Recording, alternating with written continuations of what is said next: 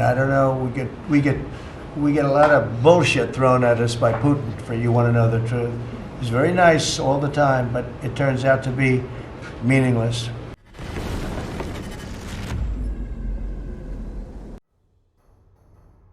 Ukrainian forces are making steady gains in the Sumy region. After successfully retaking Kindrativka, they have now pushed Russian troops out of Novokostiantynivka, shifting it into the gray zone. The momentum continues as Ukrainian units advance into the border town of Kindrativka, aiming to secure it and strengthen control along the northern frontier. This marks another step in Ukraine's broader effort to stabilize and reclaim contested areas near the Russian border. More millions going up in flames for Russia. Operators from the 15th Separate Artillery Reconnaissance Brigade Chorny Lys and the 413th Raid Battalion destroyed a Russian Buk-M1 air defense system. The Russian surface-to-air missile system was destroyed as it was withdrawing from combat duty and attempting to relocate to a concealed position.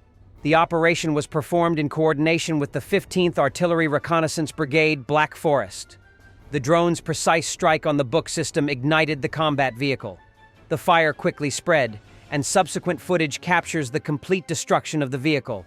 As of today, the Ukrainian Defense Forces have managed to destroy or disable approximately 52 self-propelled launchers, including 41 9A3 10M1-2 self-propelled fire units and 11 9A39M1-2 transporter erector launchers. Ukrainian forces have also successfully neutralized 13 9S-36 low-altitude target acquisition radars, 8 belonging to the Buk-M2 system and 5 to the more advanced Buk-M3 Militarny. Previously reported that a drone operated by Ukraine's security service had struck a 9S-36 radar, an integral component of the Buk-M2 surface-to-air missile system. The late Russian transport minister, Roman Starovoyt, is reported to have amassed more than 1 billion rubles, $12.7 million worth of property and luxury watches, likely the proceeds of fraud and bribery. More details of his death on Monday have also emerged. Russian investigators are reported to have discovered that Starovoyt, who is said to have been facing imminent indictment and a possible 20-year jail sentence, possessed material wealth far in excess of his ministerial salary. According to the Insider T Telegram news channel, his mistress did not want to give the keys to the dacha of the ex-minister who committed suicide, so they had to break down the door. What they saw astonished the security forces. The luxurious interiors looked more like a Florentine palace than a Moscow suburban mansion of a civil servant. It also turned out that Starovoyt was a big fan of expensive watches. Apparently, some of these watches were bribes from businessmen. The entire collection has now been confiscated. It is also specified that Starovoyt kept huge sums of money at home, all in cash in dollars and euros. All this money has now been confiscated since, judging by the amount of cash, we are clearly not talking about the labor income of the modestly paid minister. Starovoyt's palatial 3-story dacha in the Myakynino district outside Moscow, not far from the park where he shot himself, is worth 260 million rubles, $3.3 million. It has its own swimming pool and sauna.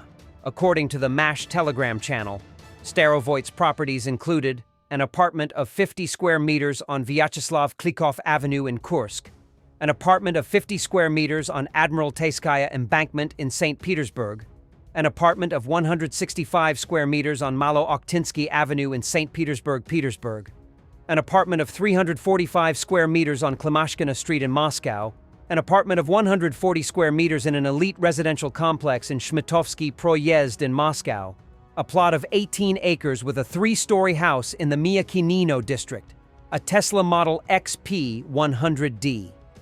While in Kursk, Starovoyt lived in a house in the village of Durnevo that was built by the Kursk Oblast Development Corporation, the same company that was responsible for building border defenses in the region.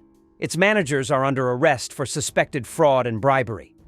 On the morning of his death, according to the VCHK OGPU channel, Starovoyt sent a message to a security guard from a parking lot near Malovich Park, indicating where he could be found. After that, he shot himself. His body was identified by his girlfriend, Polina Kopylova, a 25-year-old medical school graduate turned model from the Kursk region. Starovoyt had divorced his wife in 2021 and brought Polina back to Moscow with him when he was promoted to the post of transport minister.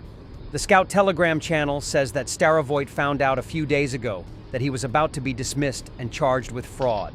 Several days ago, the Kremlin called the former Minister of Transport Starovoyt with a harsh ultimatum: return everything stolen during the construction of fortifications near Kursk, plus a few extra, allegedly compensation for reputational damage, insiders say. Earlier, he and the Kremlin had come to an agreement that he would return all the money and work to return in the capital, which is why a criminal case was not opened after his resignation from the governor's post. According to the source, the former minister begged for a deferment, citing the fact that the person responsible for keeping the money could not yet hand it over. He vowed to work off the debt for years, but in response he heard, "The dismissal on July 7th is the point of no return. After that, a criminal case." The next day, a crushed Starovoyt arrived at his daughter's competition. Witnesses described his condition as silvery pale.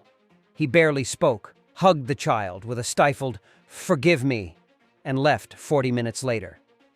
This was his last public appearance, the insider says. In recent days, Starovoyt tried to call the accomplice responsible for keeping the money, but he cut off all contact and settled somewhere in the United States, as far as the informant knows from the words of the ex-minister himself in a private conversation.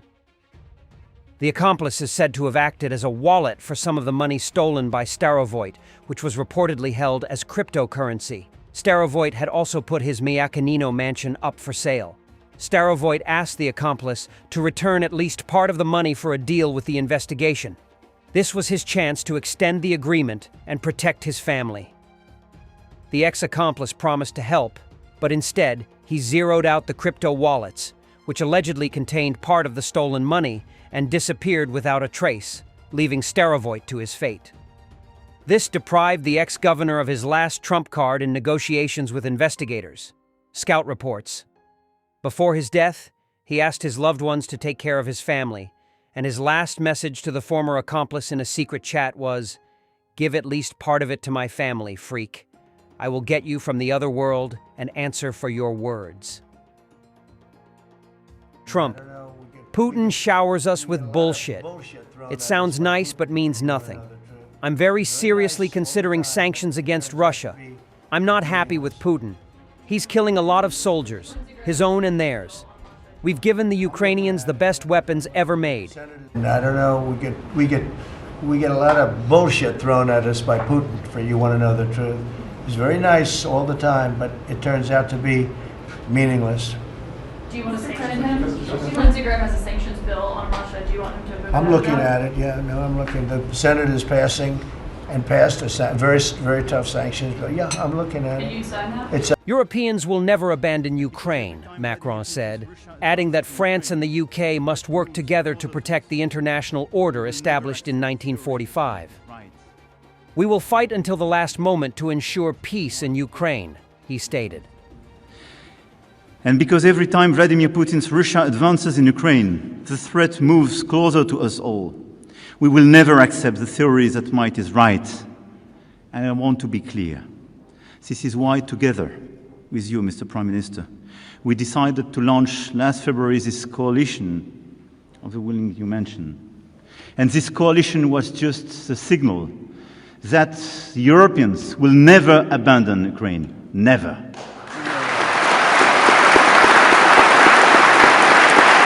The Security Service of Ukraine counterintelligence detained Chinese spies in Kyiv who were attempting to obtain classified technology related to the production of Ukrainian Neptune cruise missiles.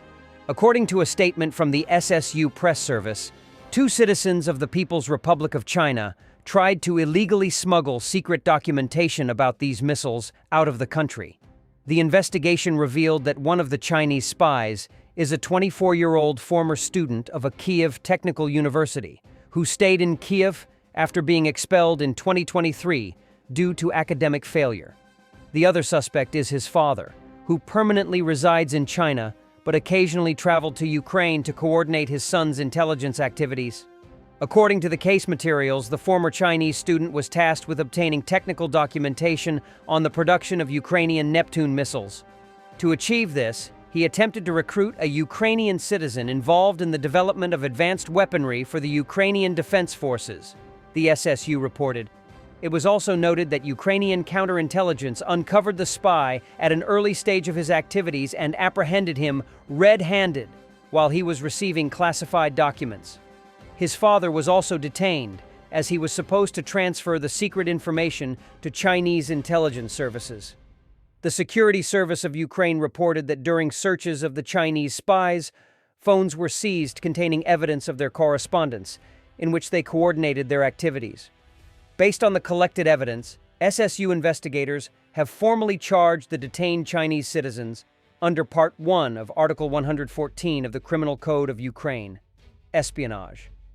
The men face up to 15 years in prison, along with confiscation of their property. In June, the Security Service of Ukraine thwarted the preparation of a Russian mole who was planning an enemy strike against the Ukrainian Neptune anti-ship missile systems.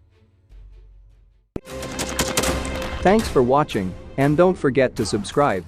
Also, if you want to support Warthog Defense, please become our member and get early access to new videos, exclusive members-only videos, and become administrator in comment section. The membership link is in the description. Every day. We had a guy last week, it's 6 rescues in 6 days. You know, he's doing the job every day.